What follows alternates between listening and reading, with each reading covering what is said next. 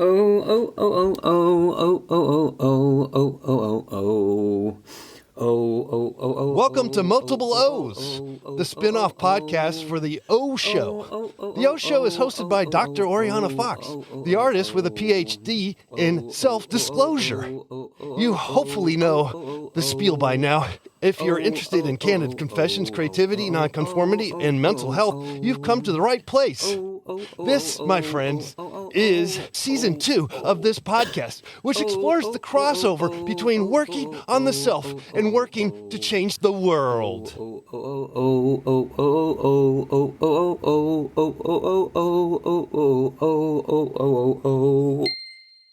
Hello, and welcome to another edition of Multiple O's. I'm your host, Dr. Oriana Fox. I'm very excited because today I'm sharing a brand spanking new interview with you. It's with the artist turned author Ania Bas. Bas grew up in Poland but has lived for the better part of the past 2 decades in the UK. Her debut novel, Odd Hours, was released earlier this summer. The book's elevator pitch reads, quote, "Odd Hours is a whip-smart social comedy for those of us who feel that life is a game where someone else has stolen the rules." Meet Gasha Golab, about to turn 30. She works shifts as a cashier in a well-lit budget supermarket and lives in a badly lit Zone 3 flatshare. Gasha is a sensitive soul with a filthy mind and problems with intimacy, unquote. Odd Hours is indeed a fun read, and I should note, has some good sex scenes to boot. So I hope this podcast will entice you to get your own copy or to look into Ania Bas's other artwork, which is how I know her. As a visual artist, Bas has worked with an impressive bunch of organizations, including the Tate and Whitechapel Galleries here in London, and at others around the UK, such as Eastside Projects, the Coventry Biennial, and Yorkshire Art Space. The list goes on. Prior to becoming a novelist, social practice or participatory artwork was Ania's main gig. Her website reads, quote, "Through her practice, Ania explores how narratives shape understanding, mythology, and knowledge of places and people." Her work takes diverse forms, creating situations that support dialogue and question existing frameworks of participation. She investigates ways of working, making, and thinking together, unquote. I'd like to say more about the link between her artwork and her writing, but I don't want to give away any more spoilers. Here's the interview. So, yeah, I wanted to ask about your reason for transitioning into writing a novel coming from an art practice. So I guess I realized that it wasn't even realization. I was told that what I'm doing in visual arts stops looking like visual arts, and that I'm working with text more and more in a way that suits probably more literature. But what I'm doing is fiction writing, and that format in which I wanted to manifest itself of the one that I've been continuously showing the work I was making was form of a book. And yes, in visual arts, there are books being produced, but they're usually seen as accompaniment of something else. They go alongside walks on exhibition or performance. Book is an extra rather than the main meal. And also because, so one particular piece of work I've made, PX Story, was full of short stories. They came out from engagement from one specific area of Sheffield. And that particular book sort of still, I think, holds a lot of ideas that then I utilized in Odd Hours.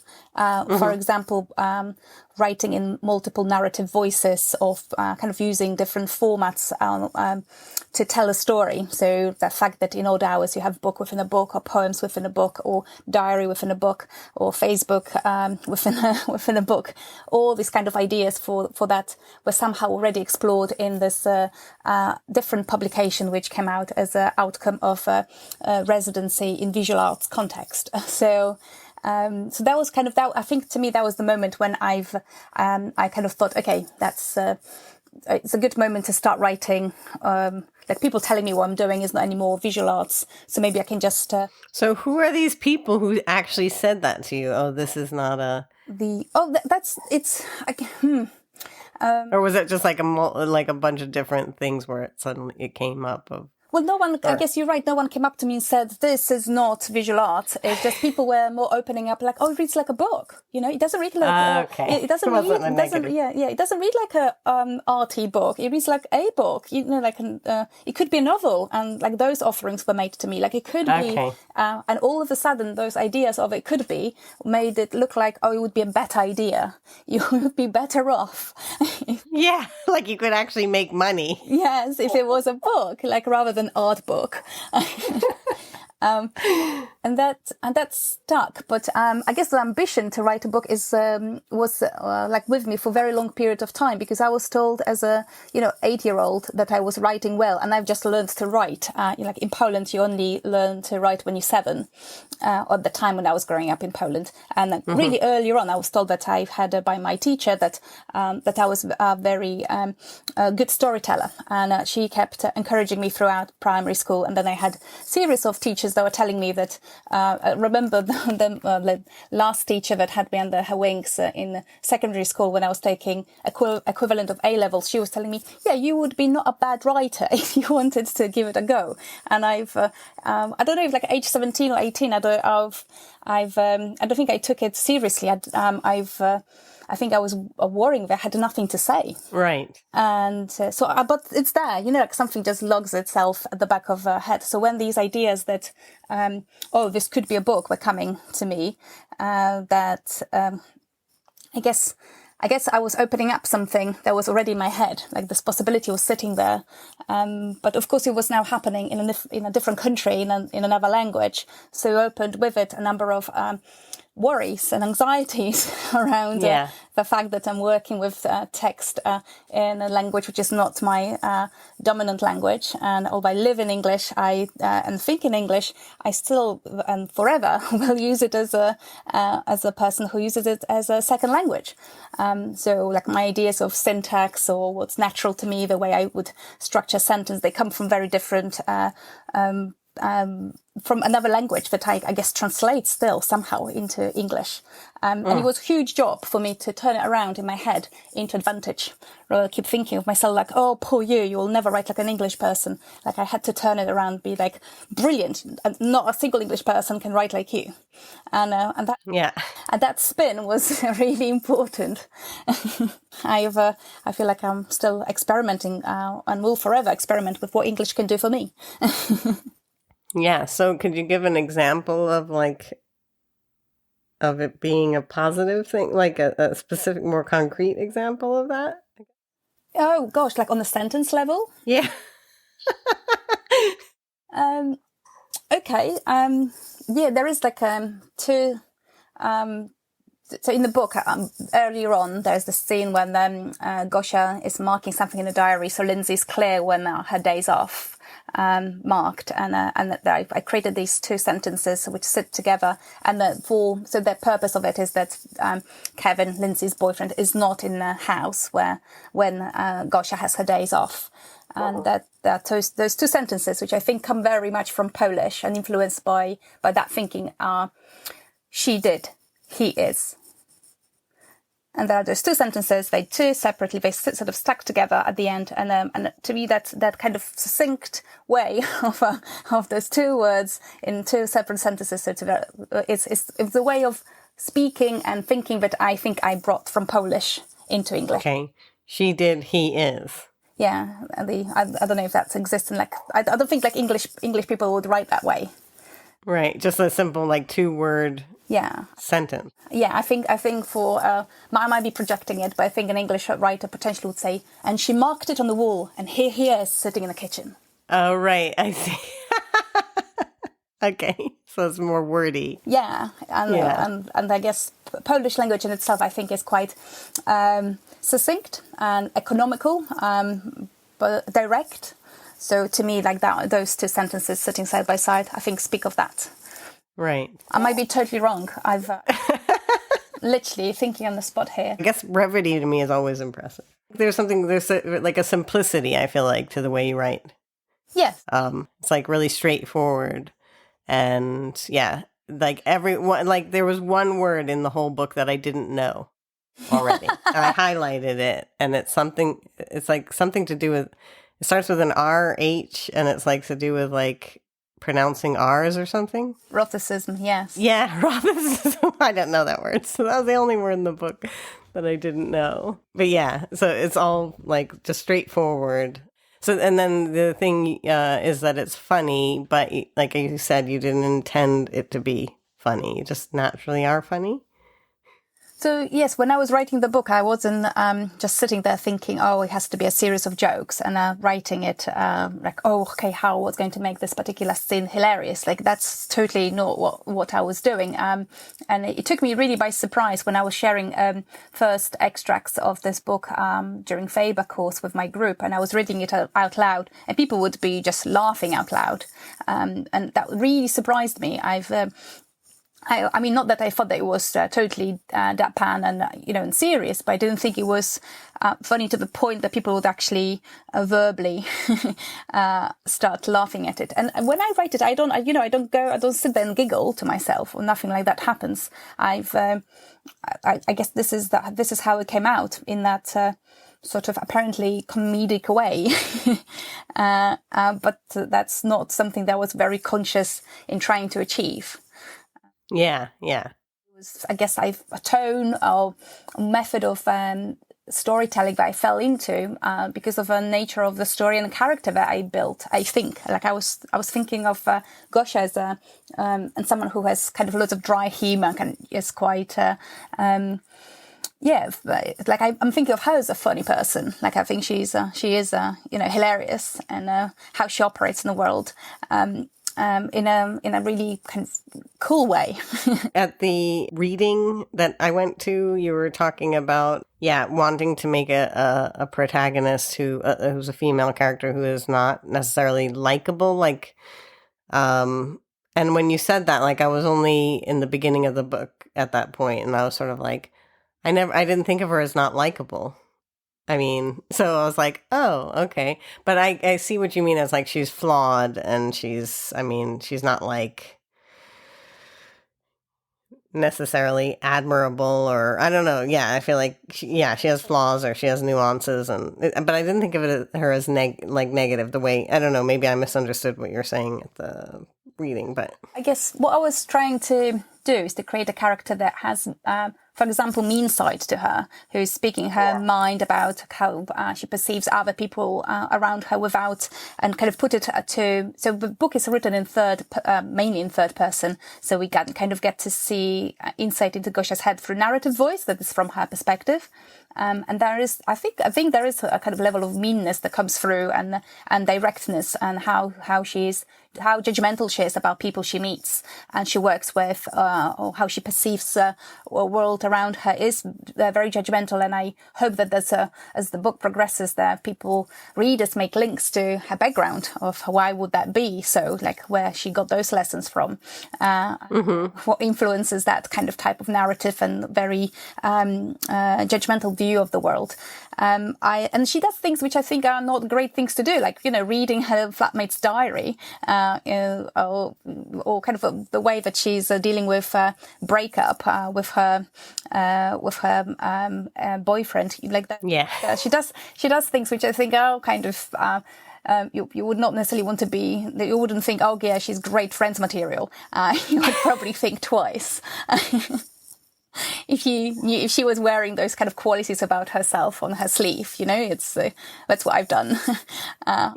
Doing. But I guess I just go back to, like, hurt people, like that phrase. She has been hurt, like, she's been hurt, and so that's why she does that. I mean, I know it's not like. I guess I'm like, oh my God, am I as horrible and direct as she is, and that's why I don't judge it. I didn't see her as negative. I didn't see her as It's interesting to see perception, because I think people do read her as quite a negative character, or at least some of the reviews that I've seen of readers on that project what they've read, or kind of share what they've read on Instagram or like on other platforms. Talk of her being, oh gosh, it's a hard going. You need to really stick with her, and she gets better. So I think people do perceive her as quite a prickly human to be around. Okay. But I truly suspect that if she was a male character, it would not be seen that way. I do believe that still in literature, women who are like Gosha are seen as prickly, but if she was a male character, I don't think that would be necessarily seen as a prickly male character. They maybe would be classed as difficult or, lost. I think guys are still allowed to be, shitty in their relationships with other people and not perceived necessarily as, hard to be around.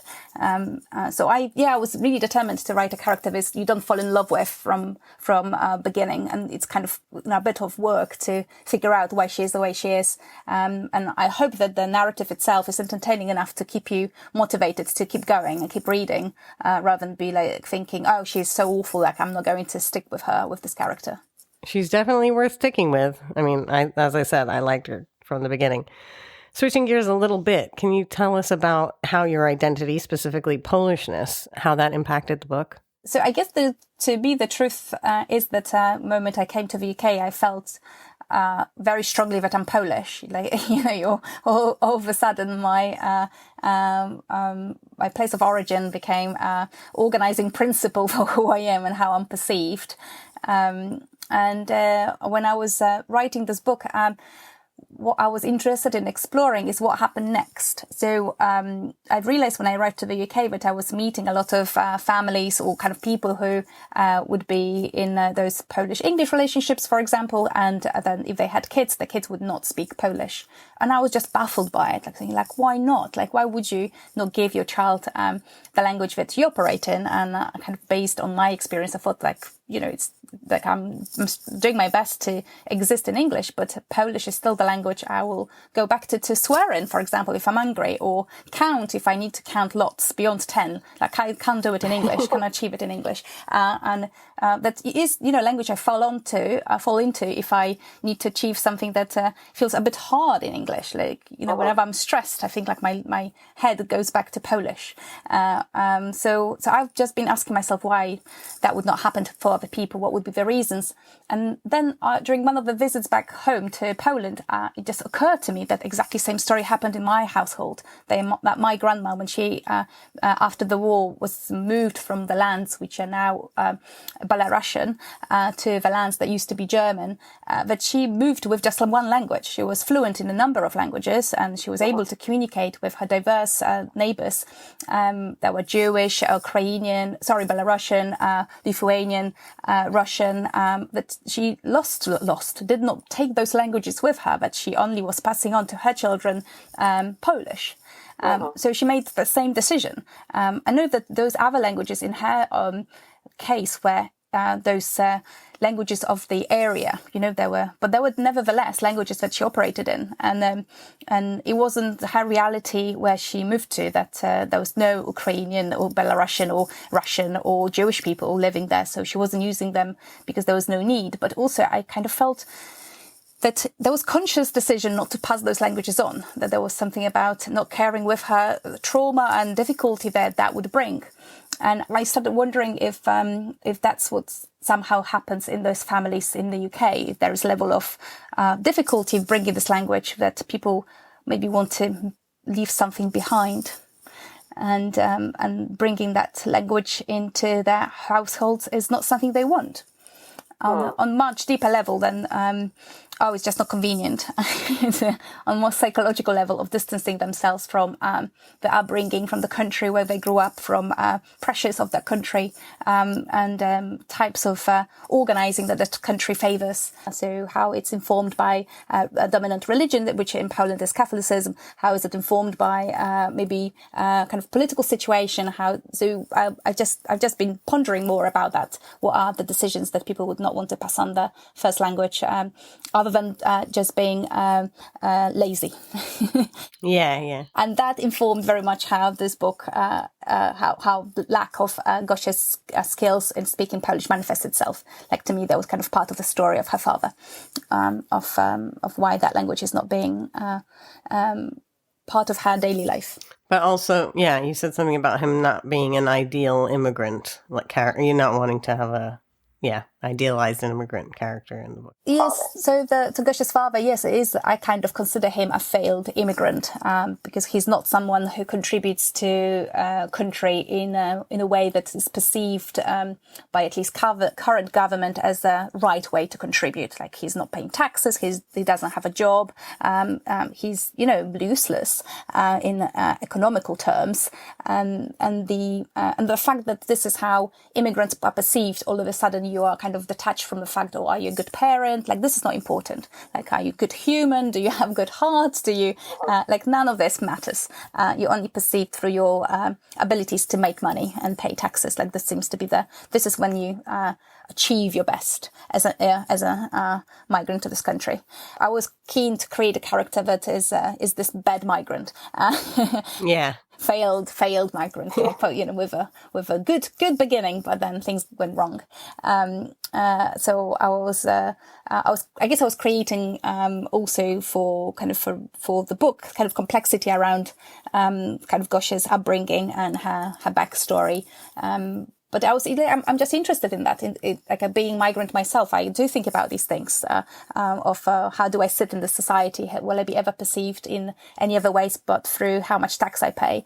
And will my contribution be always measured in monetary terms, or is it that you are being recognized for being a good neighbor? And so this plays on my mind. I guess this is things I'm thinking about, and then I fold them into fiction. So funny because I'm also an immigrant, but I never think about whether I pride myself actually on not being very, I don't know. I'm not I don't know if I pride myself. I mean, I guess I wish I earned more money to pay taxes. The healthcare I'm receiving, maybe I feel like it evens out with what I paid for my visas, sort of. Yeah. Or the amount I've received. I'm trying to make it so that it's actually the amount I receive from being in the UK is more than what I'm giving. Horrible. Oh. So see, I'm just proving to myself why I don't see Gosha as a negative character. I'm a horrible person. Oh, you're a perfect reader, you see. You're a perfect reader. You're like, wow, she's great. From page 1, I love her. Anyway, it made me think of this piece you did a long time ago, I guess now, the hardworking Polish artist. There were two different sort of connected bits of information. So one of them was a series of slogans for T-shirts, and that said, under the title was "Poles simply work harder." Oh. And that was a quote from Daily Mail. Okay. And for a period of time, I was deriving a lot of pleasure from reading tabloids and finding those quotes about Eastern Europeans and how they were achieving in British society by being hardworking and, the qualities, never complain. Poles never complain. And all these things were sort of being kind of broadcasts through tabloids about nature of Polish workers or East European workers at the time being not only cheap but also malleable and not unionized and just fantastic to work with because they will do any work for any amount of money. And the next bits what came out from this. So I was just literally gathering slogans from different tabloids and I was putting them as potential slogans for T-shirts. I've never made a single T-shirt. I was photoshopping them onto a T-shirt outline, so showing possibilities. I guess this is one of the projects that never escalated to the point of making T-shirts.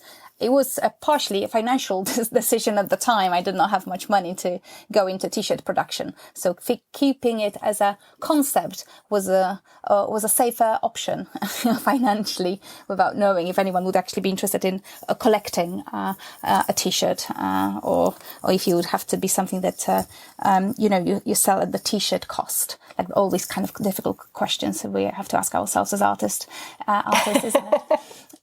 So the next bit, which I've kind of developed from it, was that, yes, I was offering my services as a hardworking Polish artist at minimal hourly rate, which at the time was 7.4. I was wondering, was it minimum wage or was it a little bit above? No, it was minimum wage at the time. Okay, it was. Okay. But I think it was London minimum wage as well. So I think it was 7.43 or something like that at the time. I got a job for that wage in Liverpool with artist duo that were running residencies from their house. So there was a really fabulous opportunity. So they're the only people who said, yes, we'll employ you for 3 days and you'll work hard. You'll work hard for us. Yeah, that was great. So it did happen. Although, of course, they employed me to look for more employers. That was the whole idea, that they They paid me for a number of days for me to advertise my services to other people in Liverpool. But sadly, no one took you up on it. No takers. It was quite exciting. Kind of time of life when I was, I guess, figuring out what sort of art I was making, and I was always interested in live element of art, performative element of art, but not the one that required a stage. Right. Yeah. It reminds me a little bit of Pilvi Takala, and I always imagined that the piece did take place in different workplaces, and you were asked to do various menial things, like a bit like Pilvi Takala, sort of doing performances in workplaces. I don't know. But I think with Pilvi... But I just imagined this life of this work that didn't exist. That's funny. Yeah, I think Pilvi's approach was, however, much better, because she would get a job as what the job was supposed to be, and then sort of subverted it within it, wherever I was stupid to go out there and just say, obviously, like, I'm an artist, hi, employ me as an artist, rather than trying to, sabotage from within. Yeah. So that leaves me like 2 questions. Can you talk about the critique of capitalism within Odd Hours? I don't know if I gone out there with conscious decision and I'm going to critique capitalism. No. But I guess you're right. There are elements in the book or aspects of the book that can be seen as such. But I guess it would be. But maybe again, this is probably a byproduct of writing a book where large chunks of it happen in spaces that are either exist because of capitalism, like supermarkets and gym. An unethical supermarket. Unethical supermarket, yes. Let's be clear. Unethical supermarkets and so-called selling you things you don't need. Yes, and Gosia being kind of starting, like when we meet her in the book, she works in a supermarket. She's a cashier, and so I guess her reality is very much dealing with money and people buying stuff, and she observes that this is her daily that's what she sees, and there's something within her that questions what she sees, and what she sees is touching her. I guess she's a very sensitive being, in my opinion, and maybe through that we kind of sort of see her questioning why they are told to be enticing people to buy more than they need, or is it about that way of living where you're constantly pushed into thinking that, oh, if you have more money you have to definitely go for the best range, or for Taste the Difference or whatever. It's all about lies. LIE, luxury, individuality, and exclusivity. Yes, that's very true. Yes, we've these things been nailed by Margaret and Andy for our benefit. So yes, we are being told. I guess maybe within the book is actually saying the story of this kind of commercializing one's life better than the main narrative as well, because there's a lot of that kind of how can you achieve your best possible self by aligning yourself to be in sync with capital demands. Yes, yeah. And I have this quote written down throughout the book. It's me being used as an example of someone pathetic and warped. Like, gosh, it says that about the self-help book, because she literally is the example of the pathetic and warped in that book. But it's funny because I feel like I sometimes read self-help books and think and feel that way. Like I'm the bad example, or like I'm not even in the book because I'm not even achieving the bad example.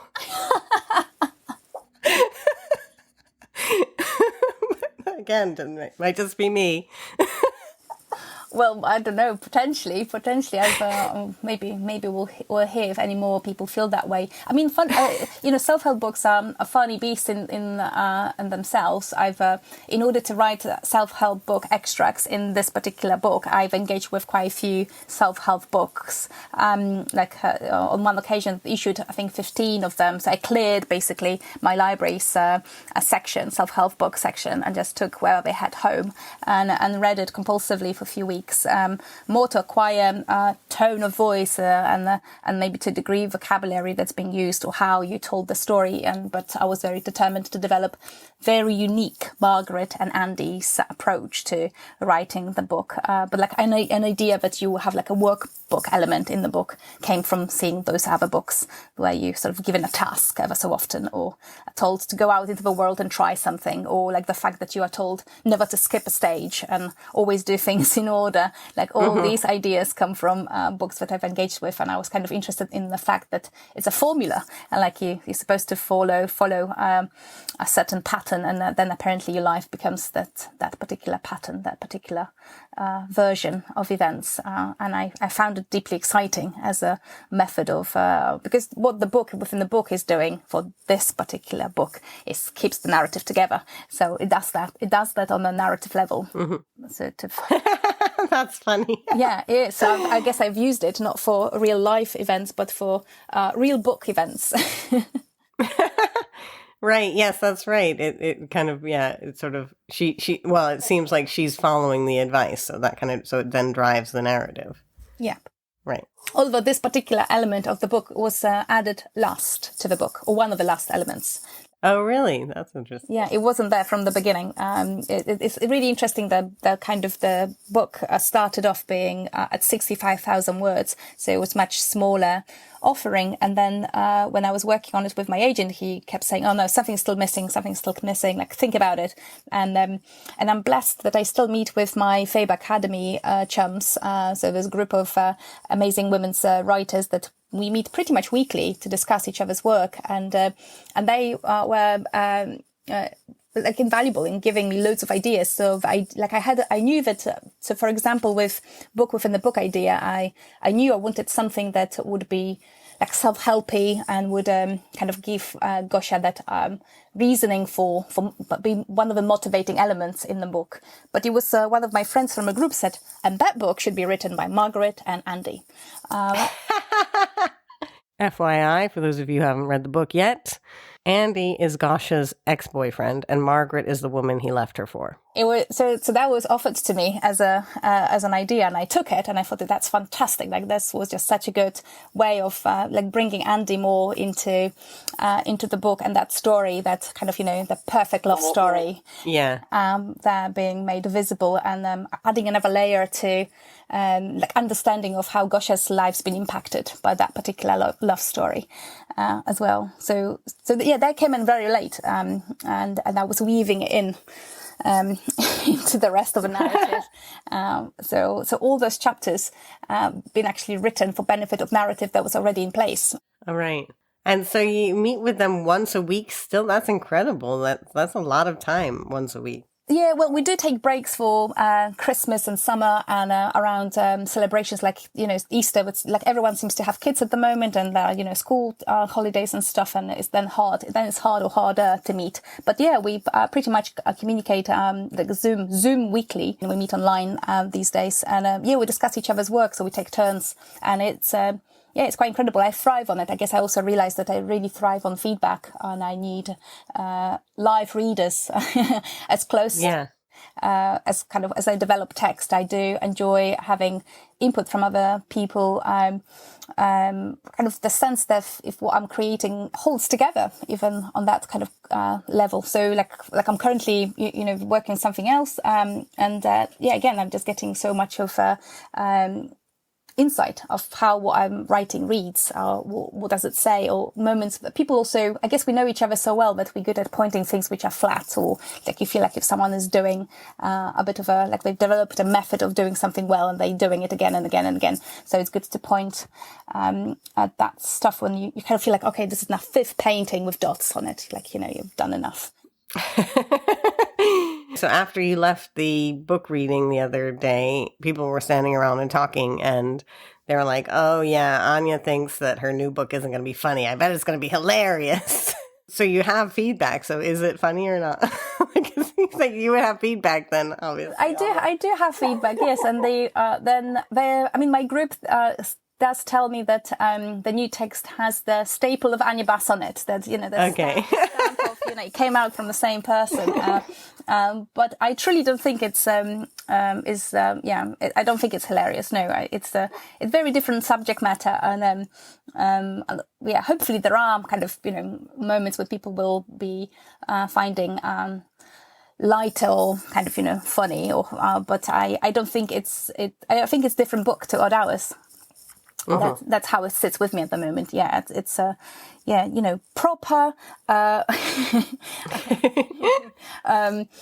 Well, not that this one is not proper, but it's like I'm thinking that I worry and wonder if a book is funny, if it works in its favor as well, or if it's considered then, because it's light and funny, all of a sudden it's not that, that important literature to engage with, because it just makes you laugh. It's just funny, and it's just light entertainment. At the same time, that I guess I'm thinking brilliant, like, because maybe we need something we need a page turner, a hilarious page turner. Why not? Maybe not, that's not a bad combo. But then there's definitely element in me, in my head, thinking, is this new thing more, maybe it's about maturity of it. Maybe is it more mature? Like, have I written something that's more mature? And and therefore, if mature somehow in my head weirdly seems like it's not that funny. It's more kind of maybe sad or. Right. Yeah. I think that too about my own work. Like, I'm incorporating serious stuff now. So it's because I'm mature, but maybe that is something to be questioned. Yeah. So that element of seriousness and maturity, like why those words are supposed to like fit together better than, it's hilarious and mature. But definitely goes round my head like that. But I'm not stopping myself from writing funny. As I said, I'm not consciously writing funny. I'm not unconsciously writing. It's not like that I'm going out of my way to be, and this is going to be so serious that everyone will just cry and no one will shake it in laughter. I don't. This is not part of like what I'm thinking about when I write. I just think that subject matter itself is just serious and mature. So you didn't consciously set out to make it anti-capitalist, but it just, I feel like, because that might be where you would get really serious and mature. Like, I'm going to write an anti-capitalist novel. I guess I don't know, I'm thinking of writing, like, to me, Odd Hours, funnily enough, if I'm thinking what this book is about, to me it's a love story. Like, this is the that's how I see it. Not necessarily only a love story, a romantic love story. It's just a love story about different loves. And I guess to me that the exploration of love, that is love between parent and a child, love between friends, love, romantic love, like all of it to me is what was, if anything was at the forefront of my mind, that's what it was. Okay. So I haven't gone out there sort of saying, I'm going to write anti-capitalist book that is going to be hilarious. Like none of that was considerations. But I guess I'm really strongly influenced. I think, like I'm observing it in myself, that I really love the work of Georges Perec or Raymond Queneau, who were French writers, experimental writers, and they were writing. I mean, their work is still really resonates with me, and this is who I go back to if I'm stuck, if I don't know what to write next, or if I'm in a new kind of point, I'm sort of feeling like somehow unsettled by my writing, I just go and read Georges Perec for a few hours, or sometimes it's just minutes, and all of a sudden things fall in place. Like I'm always, so far, thank God, and hopefully will long continue, inspired and kind of unstuck in that sort of thinking of mine. And so maybe what also motivates me is some sort of formality to writing, like formal plays that ways of working with text, which I enjoy giving to myself. So I do think when I write, I do have boundaries quite clear. I give myself clear boundaries well, maybe they're not as experimental and as exciting the ones that Georges Perec was giving himself. So like he's famous for writing a novel without the letter E in it. And it's not something that I plan to achieve anytime soon in my own writing, but it's definitely like this idea of having, like taking a letter out of alphabet and not allowing yourself to use it really excites me as a concept. And so I do create boundaries for myself, but they of different nature, I guess. But I guess they're based and inspired by that form of thinking of what can I, how can I restrict myself in order then to really thrive in that within that restriction, because I do observe for myself that in my both arts practice and in writing, if I'm clear with boundary, exciting things happen. I think boundaries are really good things. Yes. They do give you a sense of where you're at or what you're concentrating on. They kind of give you focus. So that's something that I do when I write. Like that's more of a, so like in this particular book, in Odd Hours, one of those organizing principles of boundaries was that each scene would start with a description of kind of, I think of it as stage directions. Yeah. For every single kind of location we're in. And that was something that was present in the book very early, because that was one of those kind of ideas, organizing principles or boundaries I gave myself, that it always has to have that format. I think it works, and people say that it works. That is sort of like interesting takes. How some people do like it, some people don't like it, and that's great. You know, that's good to have variety of voices out there. But to me, that was one of the forms of narrating that maybe speaks of that world around us being a theatre of sorts. Like you know, we are in roles, and you might be daughter one day, and a partner next day, and a worker next day. And I guess maybe that concept of theatrical life that we live and roles we have to take on was present in my head when I was coming up with this particular idea of those stage directions, why they were important to me, why this idea arrived in my head. And one of the other limitations you spoke about at the reading was setting it in zone 3. Well, that's not strictly true, is it? Because she goes abroad. Yeah, she goes outside of it. Yeah. Yes. So but to start with, that was one of the. So the beginning of the book was why I located it in zone 3 was based on the feedback that I had from one of the people who were working with me on the project in Sheffield, who said, "Oh, why you come here and work with us in, on a place you don't know much about, you have to learn everything about it. Why don't you go back to where you are, or where you're from and write about that?"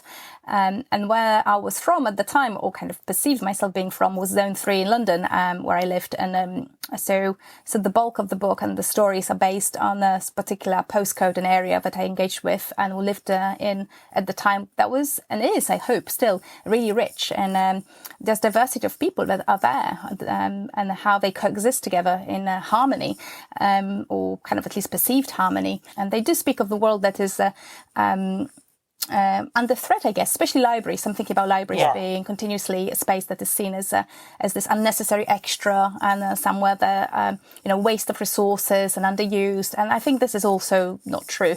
And if at least all the libraries I've ever used, they've always been extremely well used, and for all sorts of reasons, not always the reasons that maybe libraries thought that they're good at having gathering certain types of groups, or but they are, to me, like, super important spaces. And so I guess that was maybe also a conscious decision of showing that diversity and that variety of users that a space like libraries can hold. And I can't see anywhere else that could replace that.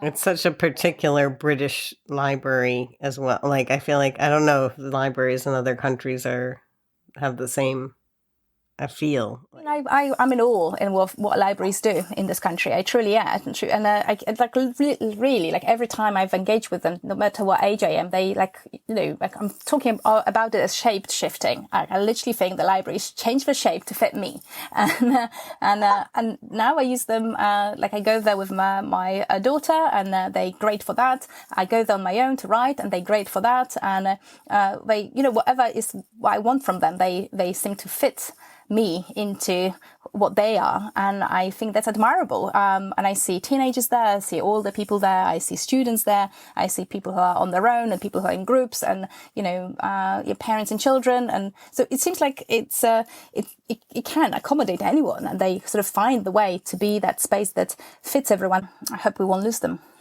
Yeah. I've realized similarly for the work of an artist, quite often there's just so much emphasis is put on the work, but in order to make this particular work, I need to have these particular circumstances. Like I need to have a perfect studio with loads of daylight and warm enough in winter, but cool enough in summer. But without that, I'm not able to make work. And I think equivalent for writers is that writing desk that, has to be particular width and with amazing view. And you have your scented candles and your inspiring books to the side. And all that, without it, you can't write a book.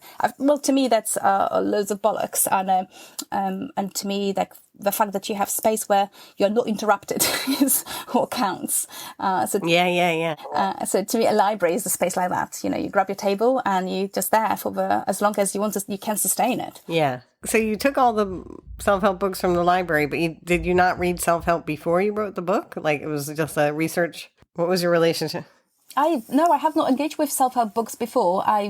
Since I've devoured Marie Kondo's book about the cluttering your house, and I've learned heaps from that. Although my house is still one big heap of objects, they all loved clearly and bring loads of joy. And now I'm engaging with a lot of books around parenting. So I guess I've entered that life of having self-help books or help books or child help books, however they might be called, in my life now. I have not engaged with them as a genre before writing Odd Hours, but now I'm a devoted reader of the. That's so funny. So there's the self-help book within it, but there's also the cousin in Poland whose name I can't remember the name of the character. Yes, so she also has this kind of, I don't know, I feel like she's a source of other kinds of advice, or she's just there's these sources of advice, or there's a lot of people who seem to be engaged in self-improvement, and then also she's got the Endeavor with Steve, which is about let fitness for lazy people, or I don't know, there's a self-help theme in other characters and other aspects. Definitely. And so that's something about self-improvement. To me, this is again such a female trait, or something that is perceived as is very gendered, in my opinion. The idea that you're not great yet, you have to work towards it. There's room to change and do better. I see it more in women, and that level of insecurity that you're not your best yet, and that there is more to be done. Is I think something that really speaks to why we've got so many clothes in our wardrobes. My wardrobe is 3 times the size of what my husband has, for example, and I think it comes from some level of insecurity of that I don't look good enough in what I have. I need more. Right. I was just thinking about this morning. I was thinking, I really would like to go shopping. Yeah. And I definitely have way more clothes than my partner. But why is it that? But I think it's also it's a neoliberal subject also, is constantly. Yeah. So I feel like there's, you're thinking about it in gender terms. I'm thinking again, capitalist critique coming. True. Probably both. They probably, overlap and intersect, and therefore they both come into that conversation. But I guess it's, a hilarious thing. This, I wore same outfit to 2 launches that I've had for my book, and some people commented on that, oh my god, you wore same thing twice, and if it was a suit and if I was a bloke, I don't think anyone would have noticed, right? No one would have noticed. So so that is so that's kind of, I think, to me, it just enhances it and shows how much of that thinking is ingrained in us, that comment comes back. And I'm thinking I need to get it, down to £1 per wear. I'm going to have it on me many more times. Yeah.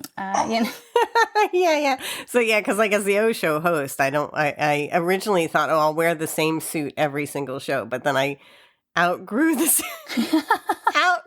suit. I'm like, somebody suggested to me, you should get it, amended, like with expandable, like I have an expandable suit. So if you outgrow, it grows with you kind of thing. But yeah, or now it's sort of like, oh, every show I have to wear something different to go with the character. Yeah. Well, here we go. There's the external pressures on how we look. Yeah. No. But yeah, so actually when I was reading the book, I did have a thought of, oh no, is this book fattest? But then I was like, no, it redeems itself. Oh, she because maybe Gosha is fattest to begin with, but then she kind of discovers like, oh, it is really much harder to be a fat person in the world, or like like our exercise clothing only goes up to size 16 and blah blah blah. Like it's all geared towards people who are already fit, like the well-being programs and fitness programs and dieting programs. They're all geared toward people who are already. Well, I think she starts from a perspective of someone who, because she is thin, doesn't necessarily consider that it might be harder for people who aren't. That perception that, oh God, just stop eating cake. Like, all the throwaway things that are being said about anyone who struggles with weight. Like, it's easy. Like, you can fix it within a fortnight. I guess what it was the character, the roommate, the flatmate, Lindsay. She's like, Gosha's clearly like judging what she's eating, or seems to be judgment around what she's eating. Like she's trying to lose weight. Her diary's lamenting, oh, I put on a pound. But you hear about her eating fried chicken and bacon buddies, and whereas Gosha's having her oatmeal, and like her biggest fear is being in debt. So she and she has no money, so she everything is rationed and. Yeah, I feel like it's sort of. I mean, maybe for me, like Gosha's like eating choices come more from financial sort of space of what she eats, what she puts in herself, and how she lives her life is very much motivated by that fear of debt. She's already thin, so it's not a concern. Yes, she's like it's more about money. Yes, exactly, exactly.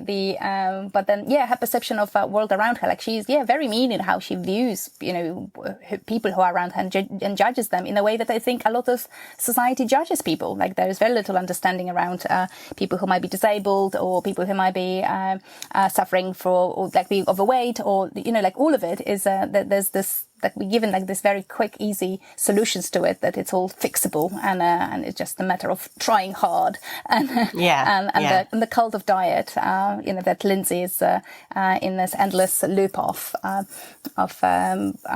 So I guess there is a comment about that, us being the society where we trained to do that from very early age. Like, I don't know if you recall going on a diet as a young person, but I don't think I was even 15 when I've put myself on my first diet. Whoa. And I kind of the worry, like where that came from. Like, it's not part of my life anymore. Like, to me, dieting is just another form of control that has been exercised over women in society. And I feel like I was really, really lucky to read very earlier on. So I must have been in my early 20s when I read Fat is a Feminist Issue by Susie Orbach. And that book sorted me out. Like, I think I have not dieted since. Right. Oh, maybe I should read that. It's amazing. It's amazing. It is life-changing, in my opinion, as a book, for anyone who ever is considering going on a diet. Like, this is just read that, and I guess really changes your perspective on what are diets, how we live, how we totally not in tune with our own bodies, and we rely on some sort of external judgment of what our bodies should look like. And this whole idea of everyone should be thin and or that we all should look same, like all of it is I guess opened up in that book in a really interesting way. And definitely sorted me out. I don't know if that would count as a self-help book, because it definitely had that effect of I remember this reading that book and wow, when you read something like, oh gosh, no way, really. Throughout that book, I think with each chapter I felt like I've learned something new that helped to undo whatever was sitting in my head. So I guess some of it probably hasn't trickled enough into Odd Hours. Odd Hours has been influenced by a different book and writing of Janet Winterson. In the book, Why Be Happy When You Can Be Normal? I hope I'm not butchering the title. It's a memoir. There is this concept of poetry as being something that saves. Jeanette, in that case, or kind of offers way to be with her emotions, of the emotions of the protagonist of the memoir, and that idea really stuck with me. So like the fact that Gosia writes poetry is totally taken from that idea that poetry can save you, and if you have trouble expressing emotions and being in relationships with people, is a platform in which you can express yourself. So that I kind of why I wanted her to have that is that totally taken off, kind of inspired by the book I've read, and that kind of really strong idea that poetry is not only for people who are educated and people who are wealthy and people who come from privileged backgrounds, that it's accessible to any human. The words, the poetry, they can be accessed on emotional level without necessarily you feeling like you get and understand all the cultural references that the poet might be referring to. Right. And that, to me, something that I thought, okay, wow, let's take it in. Let's give Gosia that method or way of expressing herself. So she's not necessarily reading poetry, but she's writing her own poetry as a way of... Did you write poetry before you wrote the novel? I wrote poetry in my 20s, very early 20s, like late teenagehood, early 20s. So that was when I was writing poetry, but not since. So when that idea kind of landed with me, I've developed my poetry skills from scratch. And I had a lot of fun with it. So yes, I've been enjoying writing those poems but I guess they're written for a particular purpose, and writing them as Gosia would write them. So that's, I guess, different. Yeah. Well, that's like another kind of restriction that makes it easier. Like if you're writing from someone else's voice, it's easier probably than, I'm just going to write a poem. Totally. Expressing myself. Like you could do anything. Whereas if you've got like the character is in your mind and what they're going through, then that kind of gives you a restriction that enables. Definitely. Yeah. It is. Yeah. Yeah. And it's such a nice way of like sharing bits of the book as well with on social media. It like fits. Yes, I ended up sharing 4 poems before the book came out on social media, and I really wanted to do that. I thought that it was I wasn't that way around, that I was writing poems thinking, oh my god, that will look amazing on Instagram. It was definitee we had them, and I was talking with my publisher and the marketing and PR team about how we're going to be talking about the book before it comes out, and I said, oh well, how about us sharing a few poems? And they said, yeah, let's do that. So I picked which poems I wanted to share, and I kind of picked poems from across the book that, in my opinion, sort of spoke about different aspects of kind of emotional life that Gosia is going through. So that's kind of what was being shared. Also, like, because the cover and like, I feel like the way I've seen it before I read it, the emphasis is on, I feel like the fact that the protagonist works in a supermarket. And she doesn't work there for the majority of the book. Like, why was there such an emphasis on the supermarket? Like, it was about, really wanting to make her a certain class. I think it's unusual for a protagonist of a novel that comes out in hardback to be a cashier. Yes, so probably the emphasis on that was for the fact that it's unusual, it's new, different. Yeah, seen that before.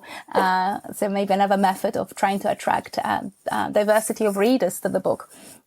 And really interestingly, I think a lot of people may relate to that. Maybe it's not what people do long term in their lives, but working in a shop, or having the experience of being in a supermarket, or any other kind of low paid work where you just a number, or just a if you can feel that way, that you're just filling the gap in a timetable.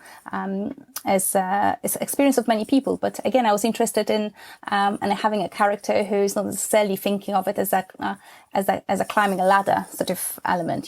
That's a job she has, and I feel that things really turned and changed since the pandemic. That now people who work in shops all of a sudden are getting a bit more kudos for kind of doing that work of being a key worker, being being people who just we're moving the country and we're allowing it to function alongside other key workers. So I hope that the timing is good. Yeah, I hadn't thought about that. but it's I guess a lot of books you read about young protagonists, people like that do jobs which are admirable in one way or another, or like they're aiming high, they want they want to be influencers, or they want to be I don't know, chefs, writers, yes, exactly, like they have large aspirations which are not present here. Yeah, that's right. She just doesn't want to be in debt. Yes. And like wants love and friendship and yeah. Oh yeah, and then there's also the true crime element. I feel like she's tapping into the zeitgeist with the true crime element. Was that your intention? See, I mean, to me, having that crime element there was, it is a bit of a joke, and something that I just, something that tickled. Like if I've done something to just for my own benefit and for my own, level of like internal drama of, making of satisfying me was to have that crime which is not really crime. Like it's like there is. I hope that I hope that no one wonders who's done it for the duration of the book. It seemed like it was just one of the things I wanted to explore. I guess I was very greedy. I wanted this book to touch on different aspects, and maybe with we are like, I think currently we live in a world of being obsessed with crime, and so it sort of felt prudent to have death and unexplained death in the book, and something that could keep people on their toes, and an investigation underway. So all of it is there, and hopefully all the crime readers will be enjoying that element. Yeah. When I was thinking about introducing you and reading the things that have been written, or you have the little bios that exist on your website and stuff, I feel like there's a clear link, obviously, between your art practice and your writing. Or how would you articulate the connection? Well, I was really hoping here, Oriana, that you're going to do it for me. I was just, oh my God, she figured it out, and I can just insert it onto my website. Okay, and so yes, it doesn't sit very clearly in my head. There is definitely, I kind of think of it as a bit of a split, because the way I work with text in my artistic practice is very different to how I work with text when I write books. They are very different ways of operating, and maybe I think what it is I think we could get at it if we get at this. Like you said that you were encouraged as a young person, like, oh, you're a good storyteller, you're a good writer, but you didn't feel like you had anything to say. I feel like there's something about enabling people, with your social, with your participatory work. It's about enabling people to find what they have to say, or to find their voice, or to articulate their lives, or what's important to them, or something. And I don't know. And it is because you were just saying to me about poetry and being democratic, and you've got this character who is writing this, who's just a everyday working class woman who writes poetry. I don't know, there is a link. That's I can see where you're coming from, and I guess you are really thank you. I feel like you're making things more obvious to myself by pointing at those different aspects, because there's definitely element of me, where I sit now at, I feel like shit, it's such a waste, maybe in some way, that when I was 18, no one articulated to me that, or kind of explained to me, or maybe encouraged me on that I had things to say. I'd probably had things. I'm sure I had things to say. I just did not think that they were important enough to be said, and right. And I think that's a big thing that kind of took me years to acknowledge that my story, or stories I want to tell, are important, and they have as much right to exist in other serious stories and other stories that but it's just such a big thing to for me. It was just such a big thing to come to terms with, and give myself permission to write. And I did not take this book seriously until I paid loads of money to attend Faber Academy course, and in almost being in that situation where you in a room with other people, was motivating in itself, but also the fact that I was paying money to be on that course I was just thinking, okay, like I need to really work on that. Like it's not funny games anymore. Like you have to like you're putting so much time and energy and funds into it to like make it best you can. And that was the fact that I was taking that course seriously, and that course being taken seriously as a writer as well, sort of helped to be thinking of this as a story worth telling. And I wish it wasn't taking that many years to get to that point. And maybe what I do, maybe you're right, in the work that I do work with people in participatory ways. And a lot of it is about finding ways for other people to open up their forms of expression, of talking about their experience in a way that they feel like, it's valid, and I'm going to work with it, or like the kind of working with the ideas and not thinking of them as being terrible ideas, or learning or drawing without necessarily feeling I'm a bad drawer. Like all these things that we have in our heads that I don't know how to draw, I don't know how to be creative, I don't know how to write. I guess I do spend now a fair amount of time being in rooms with students, and where I'm trying to open up or like undo some of that stuff that we manage to accumulate as we grow and as we go through education systems, where certain things are being drummed into us that we're not good at stuff, or where we do them wrong, and then it's just so hard. There's so much hard work to unlearn this. Yeah. So I guess I'm doing it on myself as well. Yeah. We teach what we need to learn, to quote a self-help book. Here we go. I think you said it, but it was something you said in the reading, was like about recognizing different modes of writing in everyday life, and that we're all writers. So yeah, that again like echoes the whole connection between your art practice and your Right. Yeah, I guess this is an important thing for me. So I guess, again, going back to that project I was doing in Sheffield, I was collecting writing that people were doing and that people would not be paying much attention to because we do type of write. We all writers, but we don't consider what we writing.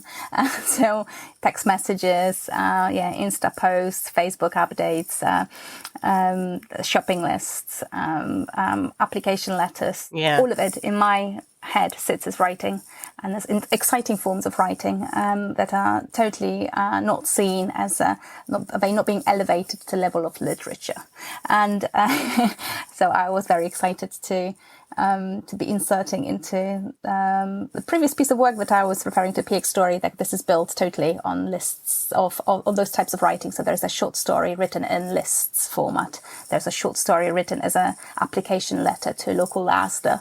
And there is a short story written as a song lyrics. So all of it sort of contributes. They all, to me, forms of writing are important and interesting and exciting and can amount to literature. I think I'm trying to do that in that. Yes, yeah. So like, I feel like at the beginning of our conversation when I was saying like something about your writing is like there's a simplicity to it. Like, yeah, it makes sense then that the form echoes that. And yeah, it's accessible and it's, yeah. So one thing I'm not good at is like ending the podcast. Oh, okay. Do we want to wrap it up? So would you read the Would You poem, or is that like one of the things is like, no, we've revealed too much and we can't possibly reveal more content from the book? Yeah, I don't know. Do you think it's a revealing poem? I'm kind of not sure if it reveals or not. I don't know. It's up to you. Well, let's go. Let's go with it. Okay. Yeah. Would you? Not so long ago, I would.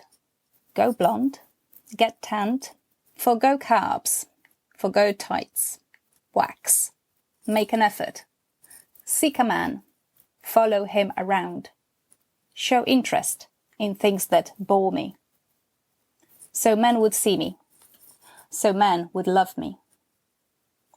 Now I spend time to tune in, eat slow, wear clothes, breathe in, breathe out, smile, follow my thoughts, make friends with people that grow me, so I can see me, so I can love me.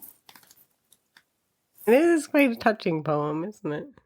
Well, I think it's like as the some of the comments say. I don't think it's the best of Gosha's poems. It's a happy poem, like. Right. Yeah, I think I do also prefer her when she's unhappy. I think her poetry is stronger than, which is a terrible thing. That that emotional angst kind of translates, in my opinion, better into her poems. Yeah. So what does that say about me? That I think that was my favorite one. Oh, well, that you're a happy person, and tuned into your life, and you're like, yeah, perfect, sorted, done, tick. Not quite. Thank you so much for taking the time to talk to me, Ania. I'm going to put the details about the book and your website in the show notes. That's so exciting. Thank you so much for having me. It's been just such a pleasure to reconnect. It's been a good one. Yeah. Yeah. Have me back. Have me back, Oriana, okay? I will have you back. Okay. Deal. Okay, great. Okay, bye for now. Bye. That's all for this week of Multiple O's. I hope you enjoyed that interview with Ania Bas as much as I did. Yeah, like I said, there's some saucy scenes in the book, and Ania and I didn't discuss that at all. So sorry if that disappointed you, but another reason to go out and buy the book. The reason why I invited Ania to be on the podcast, aside from the fact that I really wanted to catch up with her and I admire her work, is that this season 2 of Multiple O's, features interviews I carried out on Instagram a year ago. And one of the people I interviewed was Susan Butler, who is also an artist turned novelist. I interviewed Susan talking about her debut novel, Signet. And interestingly, Ania Bas did writing workshops with Susan Butler and thanks Susan Butler in the acknowledgments of her book, Odd Hours, that you just heard all about. So it seems fitting that the next episode should be Next time on with Susan Butler. It's that very first interview I carried out with her on Instagram. So that's something to look forward to next time on Multiple O's. Next time on Multiple O's. Oh. Thank you so much for listening. Really appreciate you tuning in. It could help me out a great deal if you would subscribe to the podcast if you haven't already. And if you could rate and review. There are instructions on how to do so in the show notes. And even if you don't, I'll go on accepting myself unconditionally, my life, and other people. And I hope you will too, because we're all just fallible human beings. Oh.